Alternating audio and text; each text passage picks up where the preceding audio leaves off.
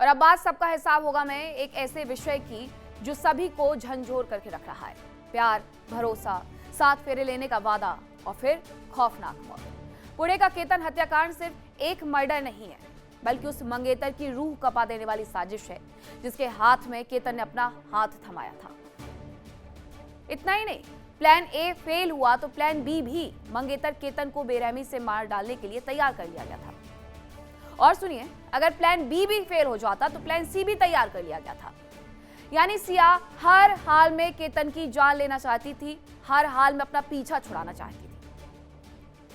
पुणे से आई ये खबर किसी की भी रूह कपा देने के लिए काफी है। केतन, जिसने अपनी मंगेतर सिया को अपनी पूरी कायनात मान लिया, उसे क्या पता था कि वही सिया उसकी मौत की स्क्रिप्ट लिख रही है। पुलिस की चार्जशीट और जांच में जो खुलासे हुए वो होश उड़ाने वाले हैं। सिया ने केतन को ठिकाने लगाने के लिए सिर्फ एक नहीं, पूरे के पूरे तीन प्लान तैयार कर रखे थे।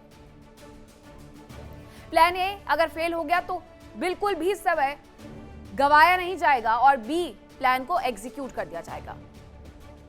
केतन को मौत के घाट उतार दिया जाएगा। और खौफनाक यही रहा कि अगर प्लान बी भी चूक जाता तो बैकअप के लिए प्लान सी भी तैयार था। आखिर कोई इतना शातिर, इतना बेरहम कैसे हो सकता है? पुणे का केतन हत्याकांड, जिसमें जब खुलासा हुआ तो लोगों के पैरों तले जमीन खिसक गई, क्योंकि इसमें उसकी मंगेतर ही उसकी कातिल निकली। प्यार के नाम पर धोखा, भरोसे की आड़ में मौत की साजिश रचना, प्लान पर प्लान तैयार करना, ए बी सी सारे प्लान तैयार थे।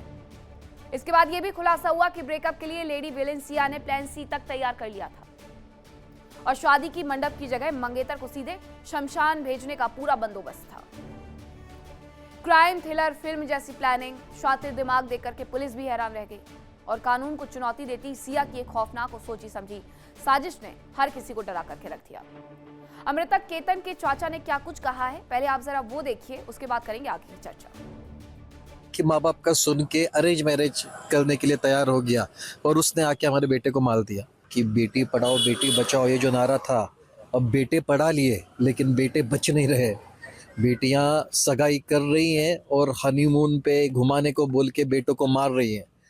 तो हम आगे भी बच्चे ब्याने हैं, हम बच्चे को शादी करें या ना करें अब ये सोचना पड़ रहा है।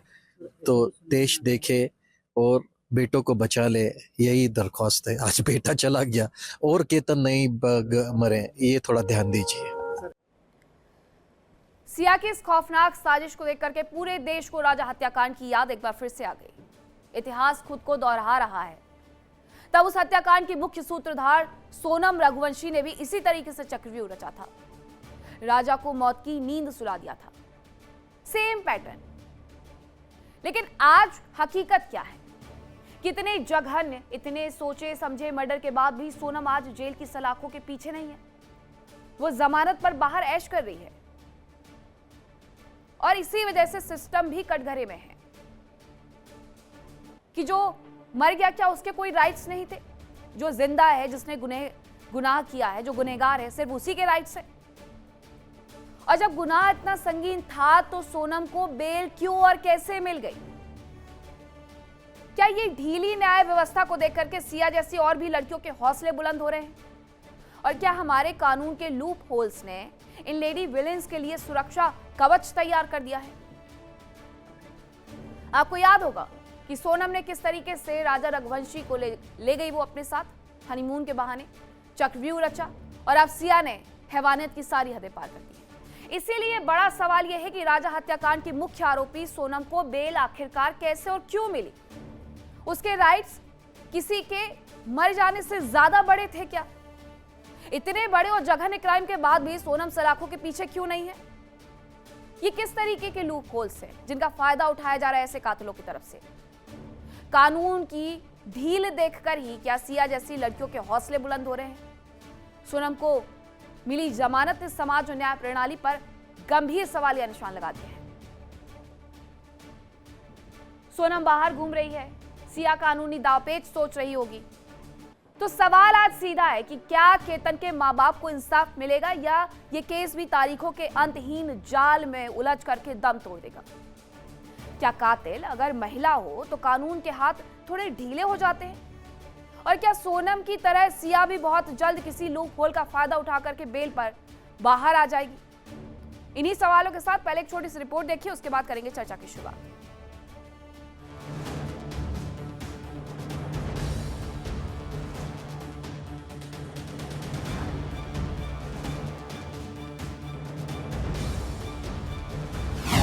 सात फेरे का वादा, मंगेतर की हत्या का खतरनाक इरादा।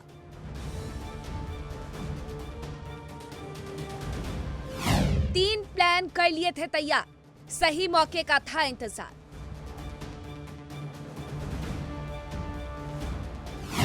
केतन के लिए केतु बनी सिया, मां बाप को बड़ा दर्द दिया।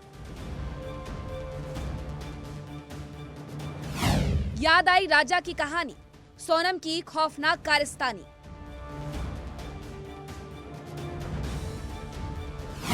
जिसकी साजिश ने किया सारा बर्बाद, वो कैसे घूम रही आजाद।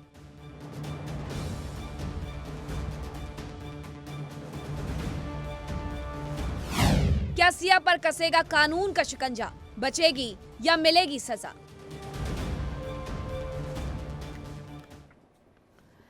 अब सवाल यह है कि मंगेतर की हत्या के लिए प्लान ए, बी, सी बनाने वाली शातिर सिया क्या सोनम की तरह ही बच जाएगी? इसी पर करेंगे ज्यादा जानकारी के लिए चर्चा की शुरुआत। कौन कौन से मेहमान मेरे साथ जुड़ रहे हैं आपका परिचय करवाती हूँ। मेरे साथ जुड़ रहे हैं अरविंद जैन, पूर्व डीजीपी, डॉक्टर निशा खन्ना, मनोचिकित्सक है, बरखा त्रिहान, अध्यक्ष है पुरुष आयोग की, और आशुतोष सिन्हा, वकील है सुप्रीम कोर्ट से, मोनिका शर्मा, सामाजिक कार्यकर्ता है। सबसे पहले मैं आप ही से समझना चाहूंगी डॉक्टर निशा कि ये हो क्या गया है, सोच क्या है कि हम कोई भी कैसा भी जघन्य अपराध कर देंगे और किसी को छोड़ने से बेटर उसे मार देना और बच जाएंगे। अनम्यूट करिएगा प्लीज। मैम, ये इंसिडेंट काफ़ी दर्दनाक इंसिडेंट है अगर हम देखें, और ये एक तरह से अभी थोड़े समय से आपको पैटर्न ही दिखेगा। पर कहीं ना कहीं हमें मेंटल हेल्थ कंडीशंस जो लोगों में आजकल के यूथ में है, या हम सबकी मेंटल हेल्थ कंडीशंस है, उसको ये बहुत ज़्यादा हाईलाइट करता है कि ऐसी बहुत सारी चीज़ें बहुत ज़्यादा सामने आ रही हैं। मुझे लग रहा है हम इसे जेंडर का टॉपिक ना बनाकर ये देखें कि मेंटल हेल्थ इश्यूज किसी को भी हो सकते हैं। इस पर्टिकुलर केस को आज हम इसलिए डिस्कस कर रहे हैं क्योंकि आपके सामने वो जो सोशल मीडिया पर पोस्टेड हंसती हुई फोटोग्राफ्स हैं, वो जो मोमेंट्स हैं जो उन्होंने साथ में स्पेंड किए, बट ये बहुत नॉर्मल है। कई बार ऐसा होता है जब आप स्पेशली इनफिडेलिटी में होते हैं, एक पार्टनर के साथ साथ दूसरे पार्टनर के होते हैं, आप दोनों लोगों के साथ इस तरह मोमेंट स्पेंड कर रहे होते हैं जैसे आप दोनों को ही इंजॉय कर रहे होते हैं, जबकि एक जगह मोस्ट ऑफ द टाइम ये होता है कि हम नाटक कर रहे होते हैं, हम दिखावा कर रहे होते हैं। और मैं फिर यही कहूंगी, ये सिर्फ फीमेल का नहीं, मेल भी ऐसा करते हैं, फीमेल्स भी ऐसा करती हैं। और अगर एक इंसान की दिमागी हालत ऐसी होती है तो पहले मारने के विचार आते हैं। कहीं ना कहीं इनकी पर्सनैलिटी एंटी सोशल ट्रेड्स होते हैं, वो रेड फ्लैग्स हमें उनके बिहेवियर में दिखते हैं, हम कई समय तक उन्हें इग्नोर करते हैं।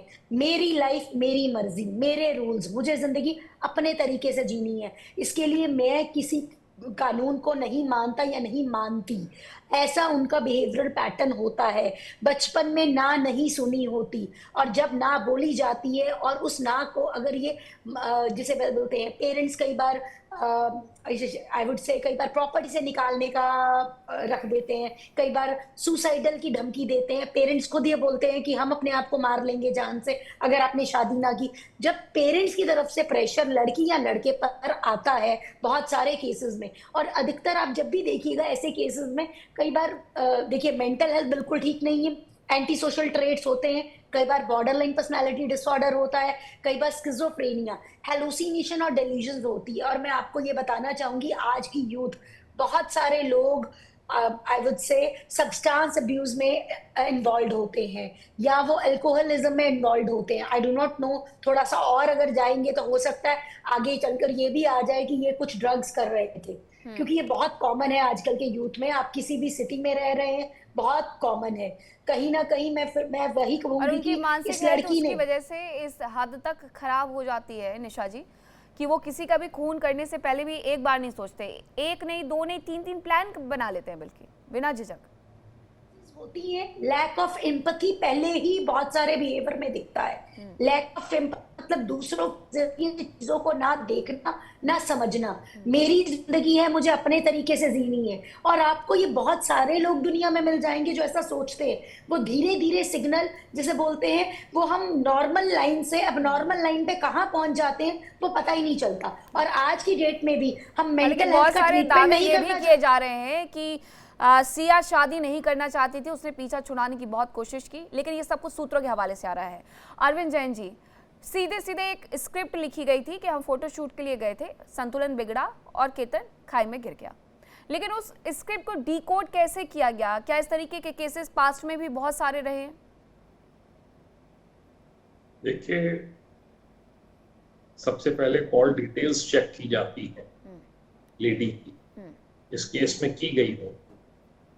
कॉल डिटेल से सारा का सारा निकल के सामने आ जाता है, किस किस के टच में थी, किस किस से बात हुई है, लास्ट किससे बात हुई है, किसको सबसे ज्यादा कॉल्स की गई हैं, और उसके बाद सारा सिजरा जो है वो क्लियर होना शुरू हो जाता है कि ये इस लड़के के टच में थे। पुलिस के पास अपने तरीके हैं, व्हाट्सएप कॉल्स हैं, व्हाट्सएप मैसेजेस हैं, वो सब पता लग जाते हैं, और उसके बाद जो है सारी चीज़ें स्पष्ट होती हैं, क्योंकि जो भी कल्प्रिट होता है, क्रिमिनल होता है, वो अपना फुटप्रिंट जो है वो छोड़ता है पीछे। ऐसा नहीं है कि वो फुल प्रूफ क्राइम करता है।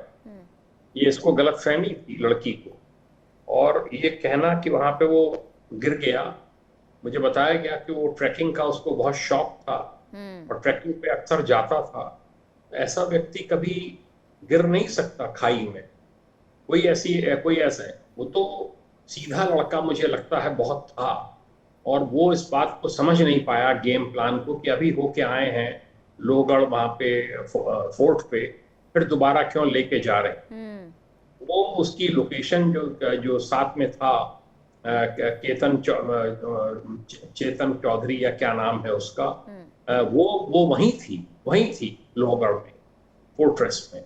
तो उससे सारी चीजें 2+2 4 हो जाती हैं, समझ में आ जाता है कि ये भी वहां था और इसीलिए इसको बुलाया गया था, और ये मिलकर सब साजिश की गई। ऐसे लोगों को जब पकड़कर इंटरोगेशन होता है अलग अलग, लड़के का लड़की का, सब 2 मिनट में जो है एक सारी बातें एक एक करके बताना शुरू कर देते हैं।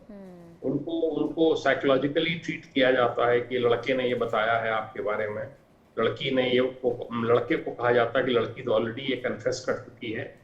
तो ये कोई बहुत शातिर क्रिमिनल नहीं है, ये सब के सब उगल देते हैं पूरी बात, और बिना किसी थर्ड डिग्री के, बिना किसी टॉर्चर के उगलते हैं। तो ये चीजें सब समझ में आ जाती हैं। सोनम रघुवंशी के केस के बाद अभी कोई बहुत पुराना नहीं हुआ है वो केस, और सर पैटर्न भी वही, सेम पैटर्न, बरकत रेहान जी, सेम पैटर्न रहा कि नीचे जाते हैं, फोटोशूट करते हैं और वहीं से धक्का दे देते हैं। उस वक्त राजा रघुवंशी की मौत के दौरान सोनम रघुवंशी का प्रेमी भी उसी रूट पर था, वो तस्वीरें भी हमने दिखाई थी। और अब यहाँ पर भी वही सेम चीज है कि केतन, सिया और चेतन तीनों एक ही रूट पर है। बिल्कुल, ये ट्रेंड बन चुका है। बस सिर्फ और सिर्फ जो मेथड्स हैं वो अलग हैं।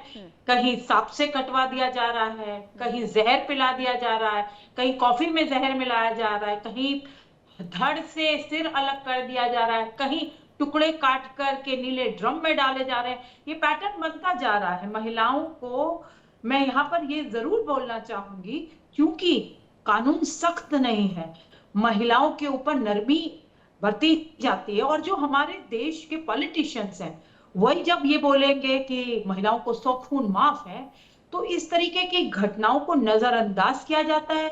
देखिए इंडिया डेली 24/7 अब आपके स्मार्ट टीवी पर। इंडिया डेली मौजूद है सभी डिजिटल प्लेटफॉर्म पर लाइव और लगातार। इंडिया डेली 24/7 हर दिन राष्ट्र को समर्पित।